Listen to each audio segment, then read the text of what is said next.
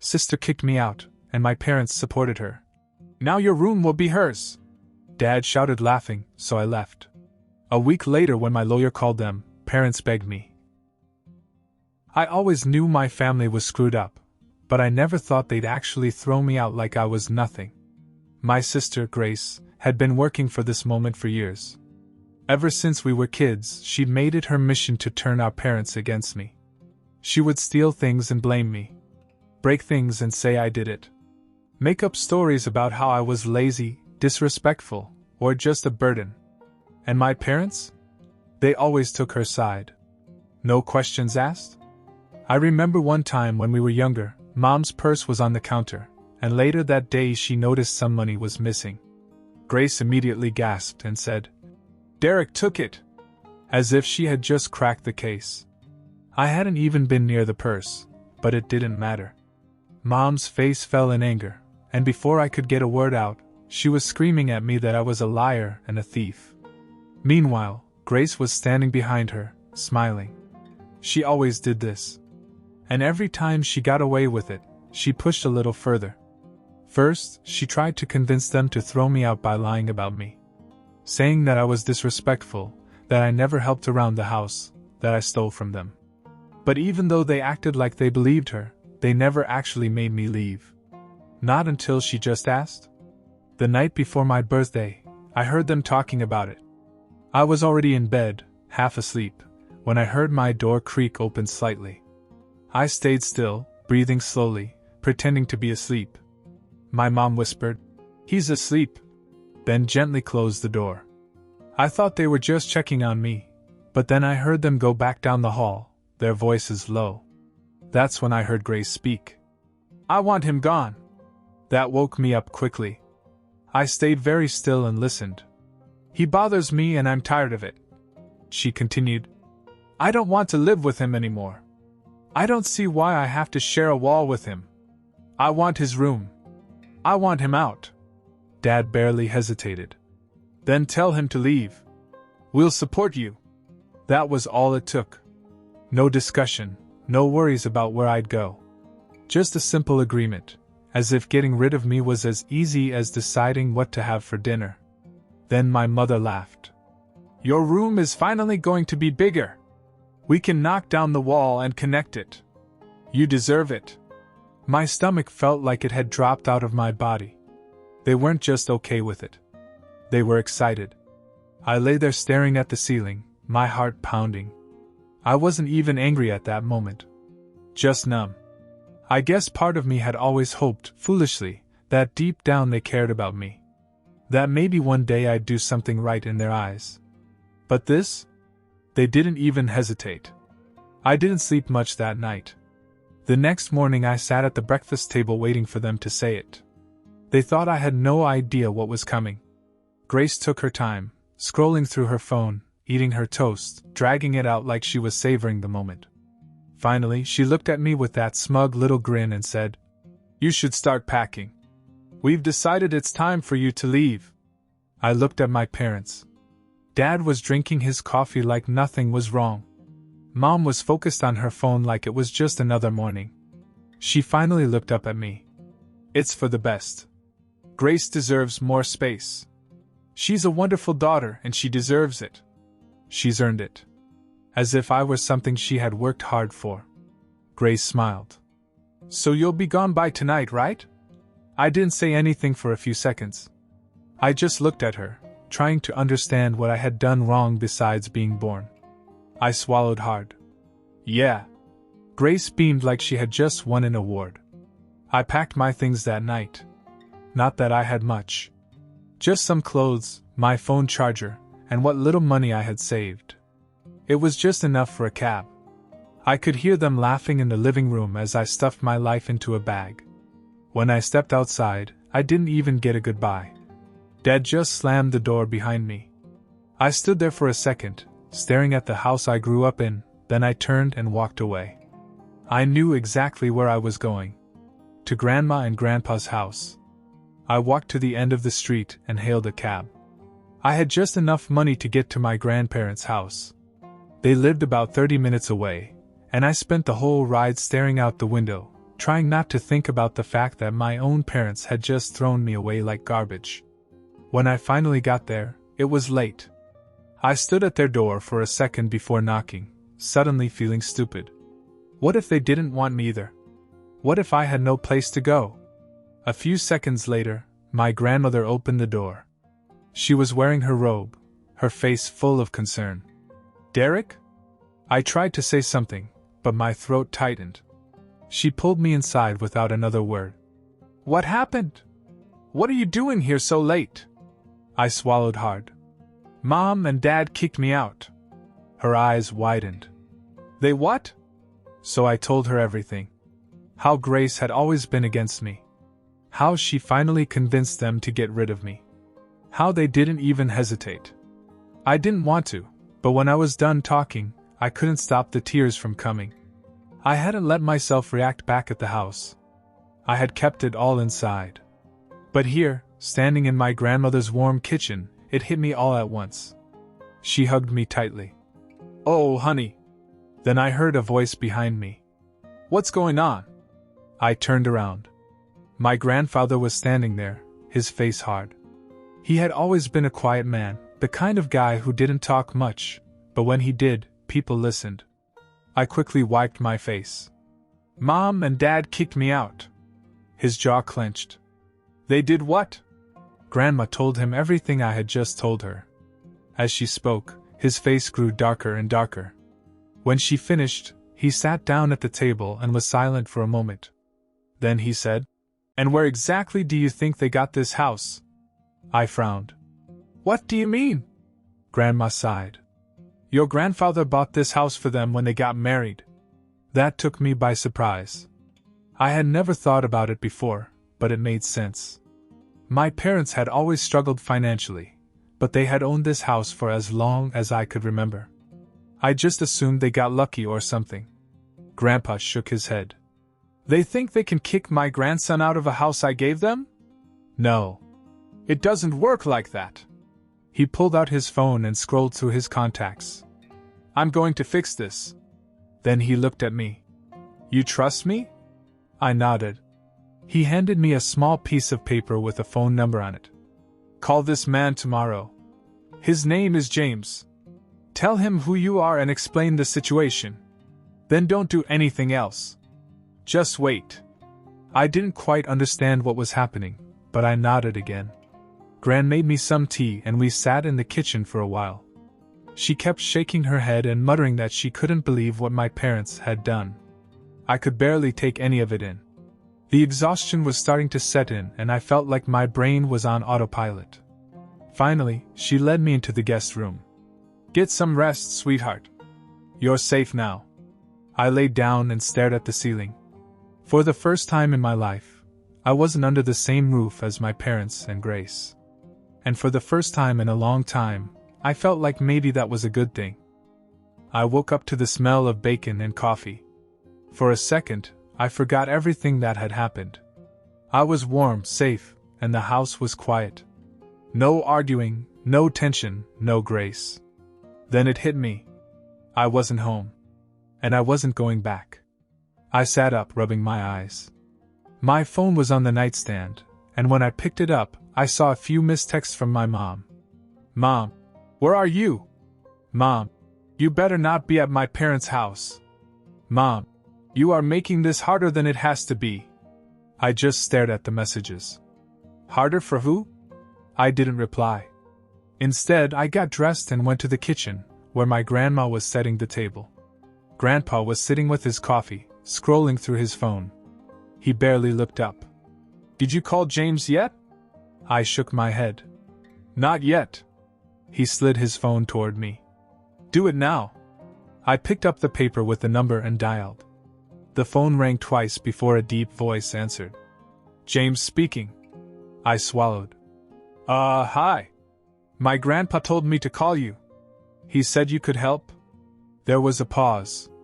"You must be Derek." "Yeah." "All right, kid. Tell me exactly what happened."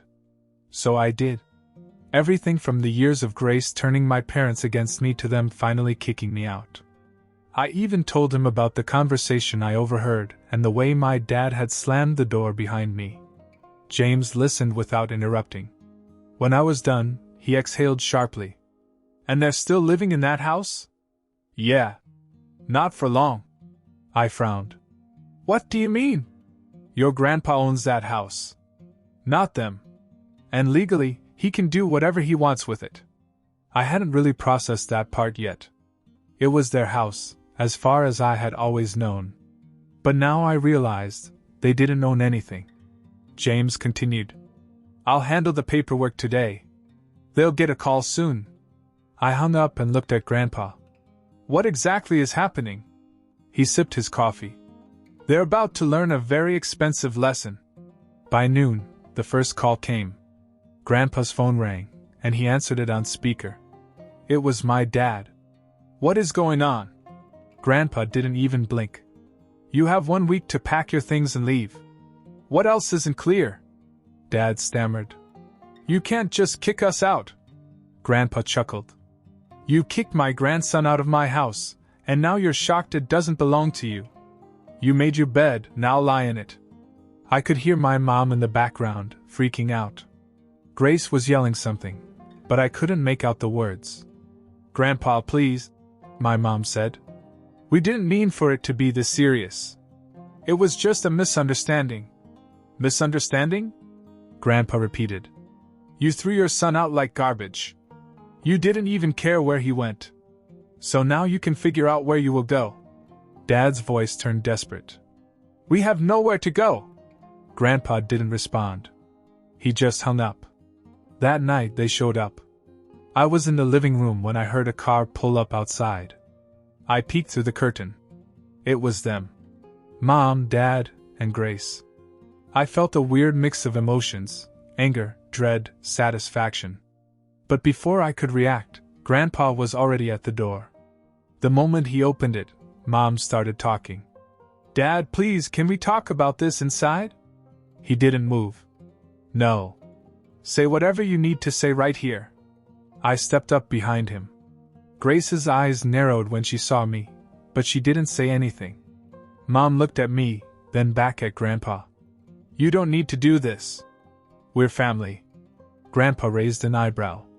Family? You mean the family you threw out last night? Dad groaned. Look, we were wrong, okay? We shouldn't have done that. But this isn't fair. You can't just evict us. Grandpa crossed his arms. Actually, I can.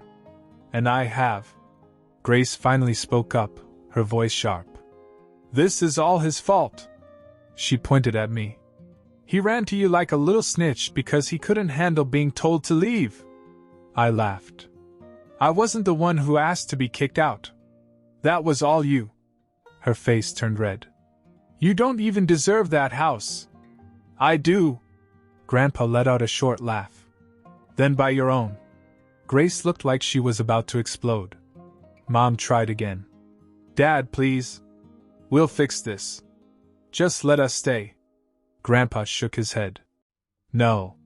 You wanted Derek gone? Well, now you are. You have 1 week to get out, or I'll call the cops and have you removed. Dad clenched his fists, his face dark.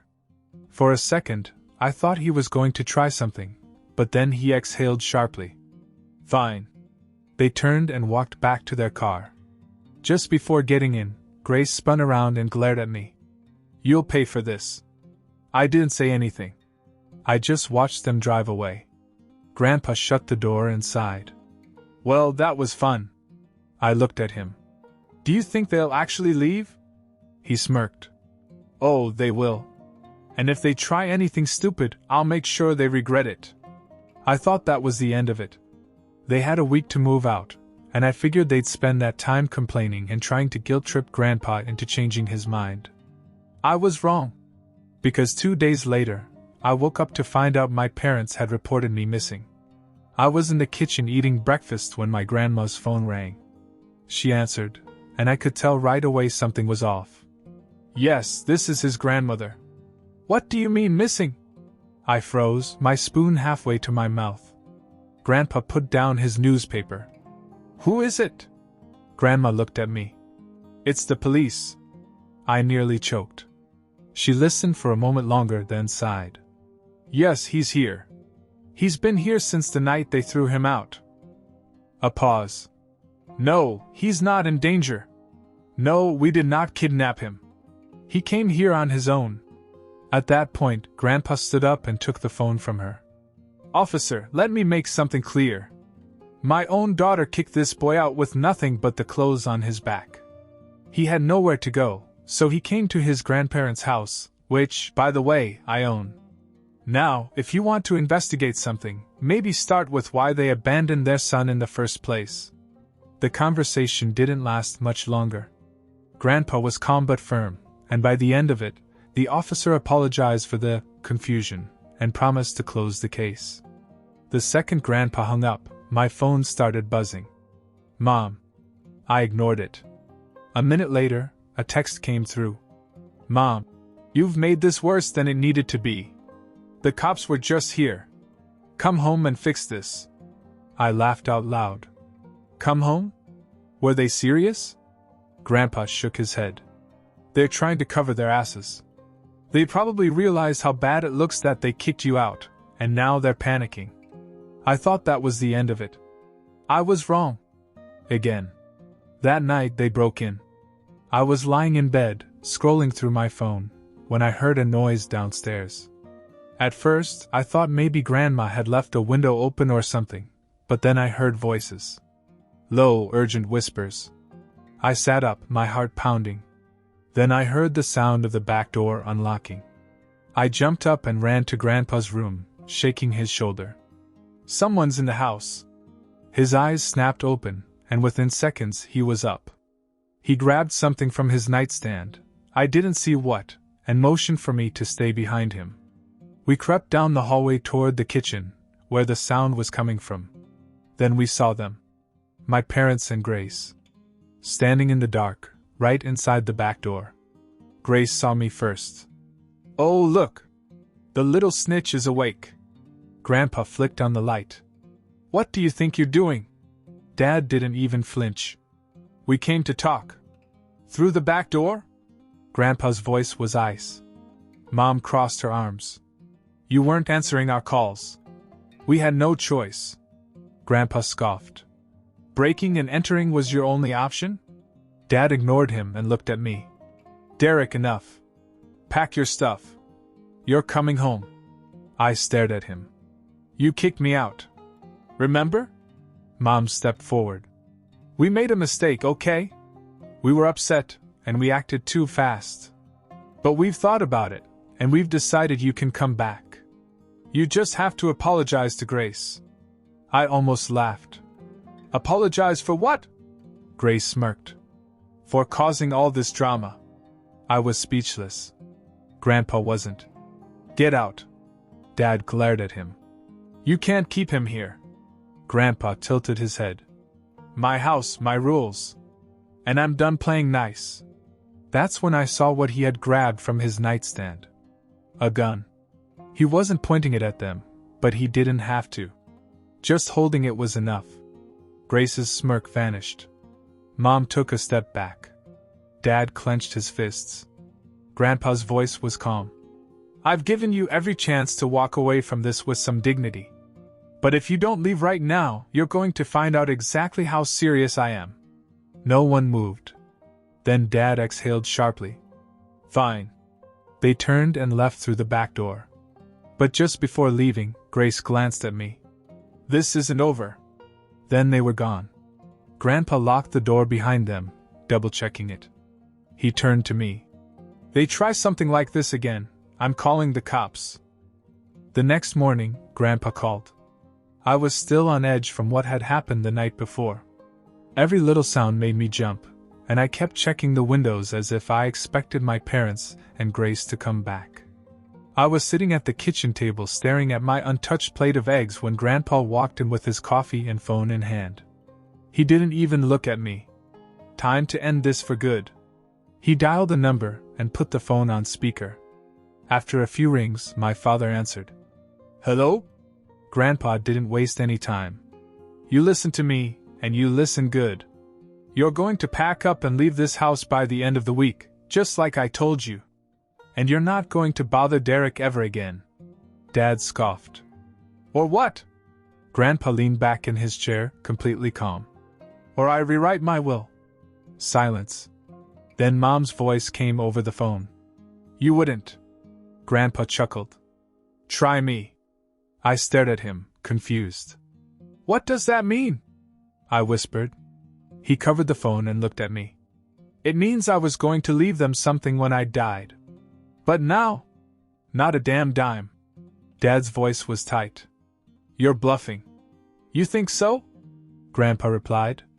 I have my lawyer on speed dial. I can have everything changed by the end of the day. That house you live in? Gone. Every last dime I've set aside for you? Gone. And guess who gets everything? He looked at me. It took me a second to process what he was saying. Grandpa wasn't just kicking her out. He was cutting her off completely. Mom's voice came back, full of panic. Dad, please. We made a mistake. You can't just disown us for that. Grandpa raised an eyebrow. Oh? Like you disowned your own son? Dad tried a different approach. Okay, fine. We'll leave the house. But you don't have to be so extreme, Dash. I do, Grandpa interrupted. Because I know you too. You're never going to stop trying to manipulate him. You'll keep scheming, keep twisting things, keep making his life miserable. Well, not anymore. You burned that bridge. It's gone. Grace finally spoke up. So what? You're giving him everything? Grandpa smiled. That's right. The house, the money, everything. It's Derek's now. I almost dropped my fork. Wait, what? Grandpa just nodded. You heard me. You're staying here. This is your home now. Dad was furious. You're seriously giving everything to him over us? Grandpa sighed like he was bored. Yep. Grace lost it. That's not fair. Grandpa let out a sharp laugh. Neither is life. Get over it. Dad muttered under his breath. Mom sounded like she was crying. Grace kept screaming in the background. But Grandpa was done. You have until the end of the week, he said.